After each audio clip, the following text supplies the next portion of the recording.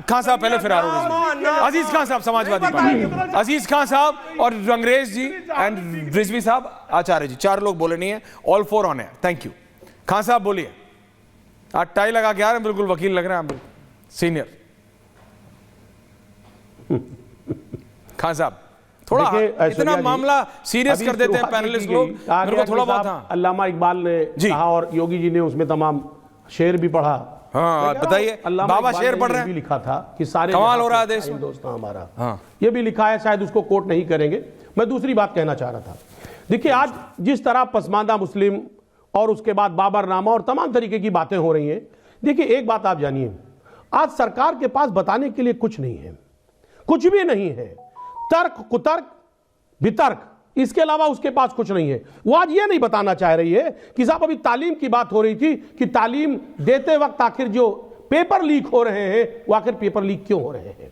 NEET का paper leak हो गया, यूजीसी नेट का पेपर लीक हो गया, ज्वाइंट सीएसआर का पेपर लीक हो गया, एनसीईटी का पेपर लीक हो गया, आरओ का पेपर लीक हो गया, इस पर नहीं बताएगी। जिस तरह विधानसभा में आज माननीय योगी जी ने स्टेटमेंट दिया, उन्होंने कोई ऐसी बात नहीं कही जो उत्तर प्रदेश के हित की बात हो। क्या बात कर रहे हैं? बिल्कुल वही धर्म और करम और मंदिर और मस्जिद और तमाम तरीके की बातें। मैं एक बात बताऊं कि आखिर देश को आप कहां ले जाना चाहते हैं। एक तरफ तो बड़ी बड़ी बातें करते हैं कि साहब उत्तर प्रदेश को $1 ट्रिलियन का प्रदेश बनाने जा रहे हैं, देश को हम $5 ट्रिलियन का देश बनाने जा रहे हैं। ये साहब मंदिर और मस्जिद से इस तरीके का भला होने वाला है?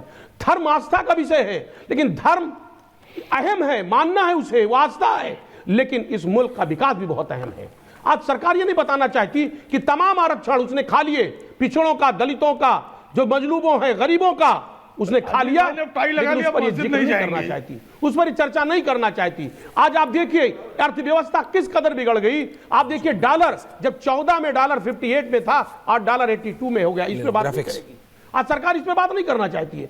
बहुत सारे बड़े मसले हैं। आज देखिए मणिपुर में अब रॉकेट लॉन्चर इतना एडवांस हो गया, रॉकेट लॉन्चर और ड्रोन से हमला हो रहा है, उस पर चर्चा नहीं होगा। रॉकेट लॉन्चर आ रहा है, क्यों हो रहा है, उस पर चर्चा नहीं होगी।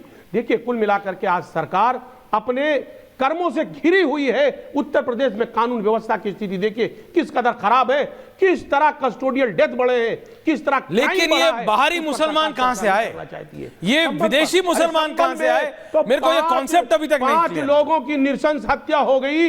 यही 2 योगी जी सुनिए, यही योगी जी कह रहे थे दंगा मुक्त प्रदेश है। क्या हुआ दंगा मुक्त प्रदेश के? जो बड़े बड़े नारे दिए जा रहे थे, बहराइच में दंगा, संभल में दंगा, कानपुर में दंगा, अलीगढ़ में दंगा, क्यों दंगा हो रहा है? रंगरेज साहब को लाइए। रंगरेज साहब, क्योंकि आपका कनेक्शन डायरेक्ट मुगलों से है, आपने बताया था मुझे। जी जी। तो ये विदेशी मुसलमान कहां से आ रहे हैं?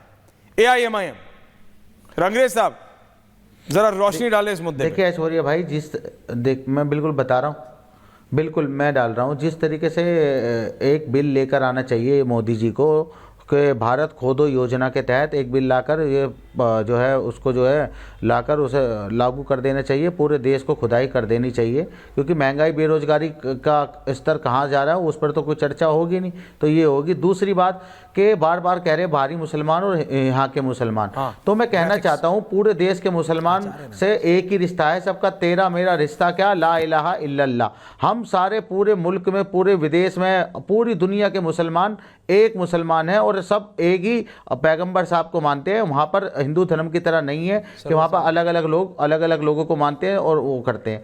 तो ये जो झूठा बात प्रोपेगेंडा फैलाया जा रहा है कि वहाँ के मुसलमान आपस में लड़े थे, तो मैं पूछना चाहता हूँ, तो पुलिस वालों की गोलियों से जो 5 लोग मरे हैं, उनकी गोली इस कदर मारी गई कि उनकी छाती और उनके कमर पे गोली मारी गई, आरम पार हो गई।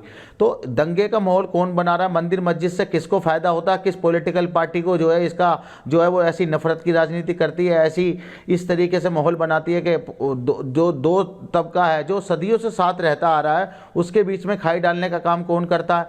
जब तक मुसलमानों का नाम ना ले लें मोदी जी और योगी जी, तब तक उनकी कोई चुनाव की जनसभा पूरी नहीं होती, उनका कोई प्रोपेगेंडा पूरा नहीं होता, उनका कोई एजेंडा पूरा नहीं होता। तो वो लगातार, और जो शासन प्रशासन है वो लगातार संभल में जिस तरीके से उन्होंने ज्यादती की है, आप बिजली के नाम पर अभी भी बुलडोजर चलाया जा रहा है वहां पर अवैध निर्माण बताकर, जबकि सुप्रीम कोर्ट ने कहा कि बुलडोजर नहीं चलेगा। तो ये देश संविधान से नहीं चल रहा है ऐश्वर्या जी। ये बाहरी मुसलमान कहां से आए? जहां जहां भाजपा की सरकार है वहां संविधान को सरवर खत्म साहब किया जा रहा है। ये वहां पर कह रहे हैं कानून आए को नहीं कोई बाहर से, मान्य नहीं होता। आप कह रहे हो मैं कह कई रहा हूं अरबी जंगल है, राज कई हो क्या रहा है, कई तुर्क है, ये क्या है, ये एंगल क्या है? नहीं नहीं, जो तुर्क हैं उनसे ही पूछिए कि वो अपना रिश्ता कहाँ से बताते हैं। तुर्क जो बिरादरी है उनसे पूछिए कि वो अपना संबंध कहाँ से बताते हैं। सैयद जो है उनसे पूछिए कि अपना संबंध कहाँ से बताते हैं। और देखिए ये केवल मुसलमानों में नहीं है, ये भारत की पूरी सामाजिक व्यवस्था में। सुनिए, अभी अभी अभी अभी हमारे मेहरुद्दीन भाई कह रहे थे तेरा मेरा रिश्ता क्या, तो इनसे पूछिए ना असदुद्दीन ओवैसी साहब का और मौलाना सज्जाद महाराष्ट्र चुनाव में क्या रिश्ता था। हाँ अच्छा, तो फिर चुनाव हरवाने का आरोप क्यों, लिफाफा का आरोप क्यों?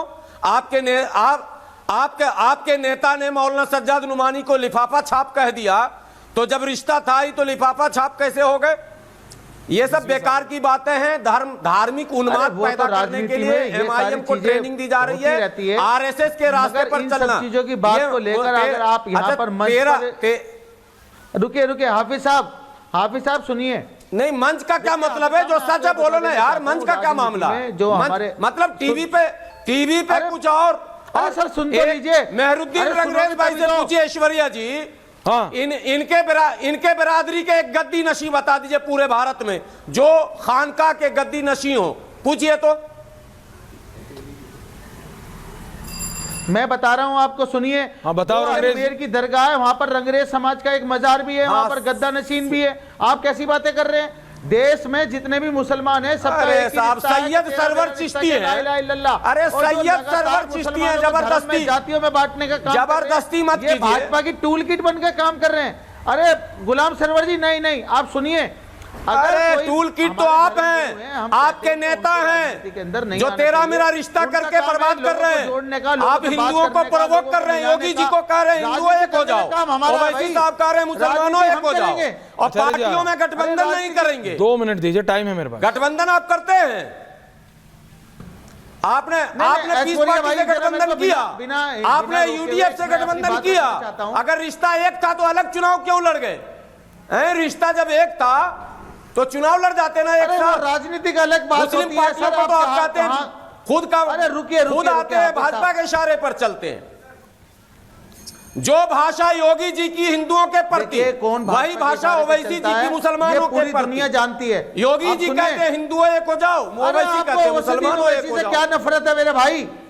अरे आपको नरेंद्र मोदी से नफरत करनी चाहिए। का क्या मामला? आपको मोदी जी से, योगी जी से नफरत करनी चाहिए जो मुसलमानों को खुले। अरे दोनों बराबर है, बात कर रहे हैं। एक रास्ता है। जो भी नेता बोले मुसलमानों एक हो जाओ, वो आरएसएस का आदमी है। बोलते जो भी बोले एक हो जाओ, वो आरएसएस का आदमी है। तो क्या गलत बात है? खुद एक होंगे नहीं। प्रेम शुक्ला जी, मुसलमानों को एक कर रहे हैं, यहाँ भी आरएसएस आ गई खुद भाई। एक होंगे नहीं। ये कह रहे कि मुसलमान एकता की जो बात करे वो भी आरएसएस का आदमी है।